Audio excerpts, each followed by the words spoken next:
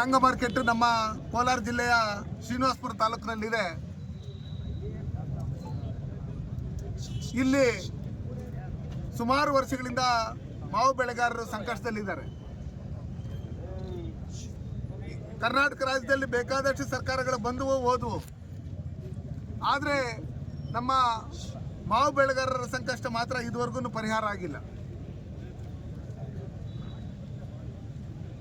ಪಕ್ಕದ ರಾಜ್ಯ ಆಂಧ್ರ ಪ್ರದೇಶದಲ್ಲಿ ಮಾವು ಬೆಳೆಗಾರರಿಗೆ 1 ಟನ್ನಿಗೆ 8,000 ಕೊಡ್ತಾ ಇದ್ದು, ಅಲ್ಲಿನ ರಾಜ್ಯ ಸರ್ಕಾರ 4,000 ಪ್ರತಿ ಟನ್ನಿಗೆ ಸಹಾಯಧನವನ್ನು ಕೊಡ್ತಾ ಇದೆ.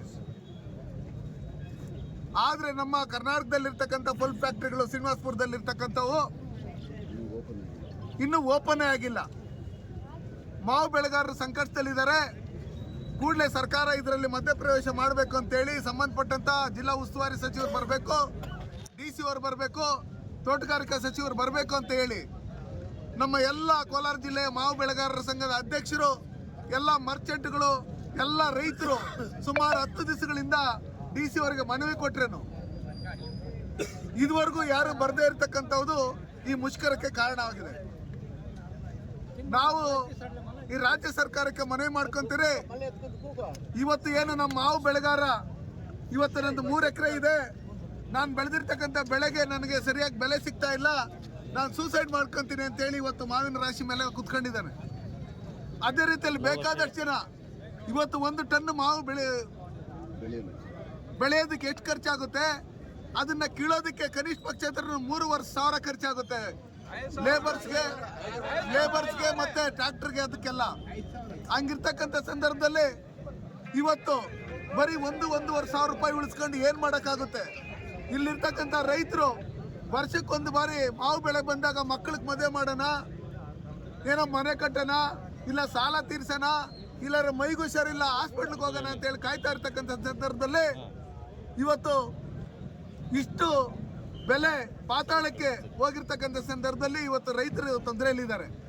ಅದಕ್ಕೋಸ್ಕರ ಆಂಧ್ರ ಪ್ರದೇಶದಲ್ಲಿ ಯಾವ ರೀತಿ ಬೆಂಬಲ ಬೆಲೆಯನ್ನು ಘೋಷಣೆ ಮಾಡಿದ್ದಾರೆ, ಅದೇ ರೀತಿಯಲ್ಲಿ ಕರ್ನಾಟಕ ರಾಜ್ಯದಲ್ಲೂ ಏನು ಏಷ್ಯಾದಲ್ಲಿ ಬಿಗ್ಗೆಸ್ಟ್ ಮಾರ್ಕೆಟ್ ಇರ್ತಕ್ಕಂಥ ಶ್ರೀನಿವಾಸಪುರ ತಾಲೂಕಲ್ಲಿ ಕರ್ನಾಟಕದಲ್ಲಿ ಬೆಳೆಯುವಂಥ ಮಾವಿನ ಹಣ್ಣು ಏನು 15 ಲಕ್ಷ ಟನ್ ಬೆಳಿತೀರಿ, ಅದನ್ನು ನಮ್ಮ ಕೋಲಾರ ಜಿಲ್ಲೆಯಲ್ಲೇ, ಅದರಲ್ಲೂ ಶ್ರೀನಿವಾಸಪುರದಲ್ಲೇ 2/3 ಭಾಗ ನಾವು ಬೆಳಿತೀವಿ, 10 ಟನ್ನು. ಅದಕ್ಕೋಸ್ಕರ ಜಿಲ್ಲಾ ಉಸ್ತುವಾರಿ ಸಚಿವರು, ಮುಖ್ಯಮಂತ್ರಿಗಳು, ಸಂಬಂಧಪಟ್ಟಂತ ಸಚಿವರು ಕೂಡಲೇ ಶ್ರೀನಿವಾಸಪುರ ತಾಲೂಕಿಗೆ ಬಂದು ಮಾವು ಬೆಳೆಗಾರರಿಗೆ ಮತ್ತೆ ಮರ್ಚೆಂಟ್ಗಳಿಗೆ ಆಗ್ತಾ ಇರ್ತಕ್ಕಂಥ ಅನ್ಯಾಯ ನಷ್ಟವನ್ನು ಭರಿಸ್ಕೊಡ್ಬೇಕು. ಇಲ್ಲವಾದ್ರೆ ನಾವು ಅನಿರ್ದಿಷ್ಟ ಮುಷ್ಕರವನ್ನು ಇದನ್ನ ಮುಂದುವರಿಸ್ತೀರಿ. ನಾವು ಯಾವುದೇ ಕಾರಣಕ್ಕೂ ಈ ಮುಷ್ಕರವನ್ನು ವಾಪಸ್ ತಗೊಳ್ಳಲ್ಲ. ಸಿದ್ದರಾಮಯ್ಯನವರು ಮತ್ತೆ ಸುರೇಶ್ ಅಣ್ಣವರು ಸಚಿವರು ಯಾರಿದ್ದಾರೆ ಅವ್ರಿಗೂ ನಾವು ವಿಷಯ ತಿಳಿಸಿದಿರಿ. ಎಲ್ಲ ನಮ್ಮ ಚಿನ್ನಪ್ಪಣ್ಣವರು, ಎಲ್ಲ ಮರ್ಚೆಂಟ್ಗಳೆಲ್ಲ, ರೈತ ಸಂಘದವರು, ಕನ್ನಡ ಪರ ಸಂಘಟನೆಗಳವರು, ನಮ್ಮ ಅಮಾಲಿ ಸಂಘದವರು, ನಮ್ಮ ರೈತ ಸಂಘದ ಎಲ್ಲ ಪ್ರಧಾನ ಕಾರ್ಯದರ್ಶಿಗಳು, ಪ್ರಗತಿಪರ ಎಲ್ಲ ಸಂಘಟನೆಗಳವರು ಒಟ್ಟಿಗೆ ಸೇರ್ಕೊಂಡು ಪಕ್ಷಾತೀತವಾಗಿ, ಜಾತ್ಯತೀತವಾಗಿ ಇಲ್ಲಿ ಹೋರಾಟ ಮಾಡ್ತಾ ಇದ್ದೀರಿ. ನೀವು ಬಂದು ಸೂಕ್ತವಾದಂಥ ಕ್ರಮ ಕೈಗೊಂಡಿಲ್ಲ ಅಂದರೆ ನಾವು ನಮ್ಮ ಅಧ್ಯಕ್ಷರಾದಂಥ ವಿಜೇಂದ್ರಣ್ಣವ್ರಿಗೆ ಈಗಾಗಲೇ ವಿಷಯ ತಿಳಿಸಿದಿರಿ, ವಿರೋಧ ಪಕ್ಷದ ನಾಯಕರಾದಂಥ ಅಶೋಕ್ ಅಣ್ಣವ್ರಿಗೂ ವಿಷಯ ತಿಳಿಸಿದಿರಿ, ವಿಧಾನ ಪರಿಷತ್ನ ವಿರೋಧ ಪಕ್ಷದ ನಾಯಕರಾದಂಥ ಚಲವಾದಿ ನಾರಾಯಣಸ್ವಾಮಿ ಅವ್ರಿಗೂ ವಿಷಯ ತಿಳಿಸಿದಿರಿ.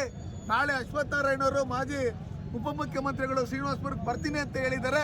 ಈ ಹೋರಾಟವನ್ನು ಉಗ್ರವಾಗಿ ಮಾಡಿ, ರಾಜ್ಯ ಸರ್ಕಾರದಿಂದ ನೀವೇನೇನು ಮಾಡಬೇಕೋ ಅದನ್ನು ಮಾಡಿ, ಕೇಂದ್ರ ಸರ್ಕಾರದಿಂದ ನಾವೇನೇನು ಮಾಡಿಸ್ಬೇಕೋ ಅದನ್ನು ನಾವು ನಮ್ಮ ರಾಜ್ಯದ ಎಲ್ಲ ಮುಖಂಡರುಗಳು ಮತ್ತು ಕೇಂದ್ರ ಸಚಿವರುಗಳನ್ನು ಜೊತೆಯಲ್ಲಿ ಕರ್ಕೊಂಡೋಗಿ, ನಾವು ಡೆಲ್ಲಿಯಲ್ಲಿ ರೈತ ಸಂಘದವ್ರನ್ನು ಜೊತೆಯಲ್ಲಿ ಕರ್ಕೊಂಡೋಗಿ ನಾವು ಯಾವ ರೀತಿ ಇವ್ರಿಗೆ ಅನುಕೂಲ ಮಾಡಿಕೊಡ್ಬೇಕು ಅಂತ ಹೇಳಿ ಸ್ಟಾರ್ಟಪ್ಪಲ್ಲಿ ಇಲ್ಲಿ ಫ್ರೂಟ್ ಪ್ರೊಸೆಸ್ ಯೂನಿಟ್ಗಳನ್ನು ಸ್ಥಾಪನೆ ಮಾಡೋದ್ರ ಮುಖಾಂತರ ಇವತ್ತು ಮಾವು ಆಗಿರ್ಬೋದು, ಟೊಮಾಟೊ ಆಗಿರ್ಬೋದು, ರೇಷ್ಮೆ ಆಗಿರ್ಬೋದು, ಇದಕ್ಕೆ ಬೆಂಬಲ ಬೆಲೆ ಸೂಚನೆ ಘೋಷಣೆ ಮಾಡಿದರೆ ನಮ್ಮ ರೈತರಿಗೆ ಅನುಕೂಲ ಆಗುತ್ತೆ.